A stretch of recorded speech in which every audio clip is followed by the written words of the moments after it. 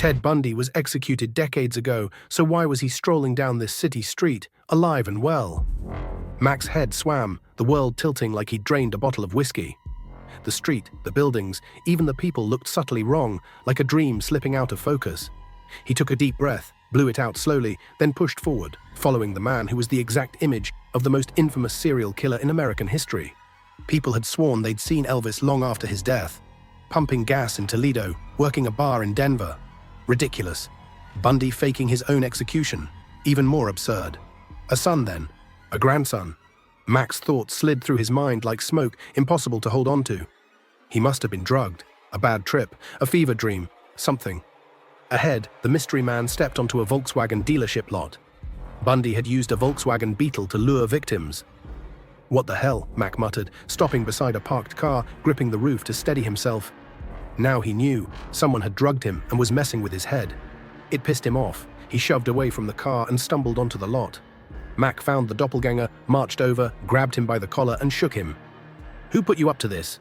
Why the fuck do you look like Ted Bundy?"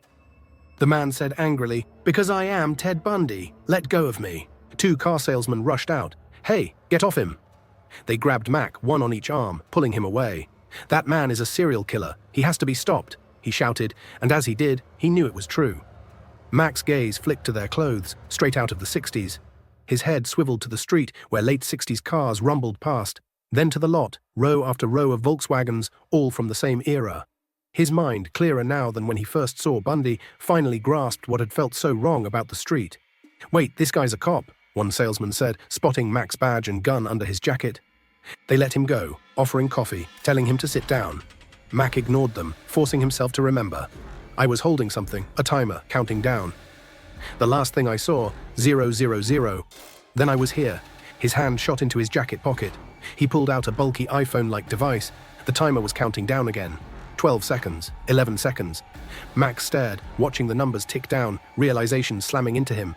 A time machine. His head snapped up. Bundy stood a few feet away, looking confused, guilty, and so young. But it was the guilty expression that Mack fixated on. "Because I called him a killer. He hasn't killed anyone yet. But he wants to very badly. Serial killers spend years fantasizing before they give in to their dark urges." The salesmen were still talking. He ignored them. 4 seconds. "I can stop Ted Bundy," he thought, "save dozens of lives."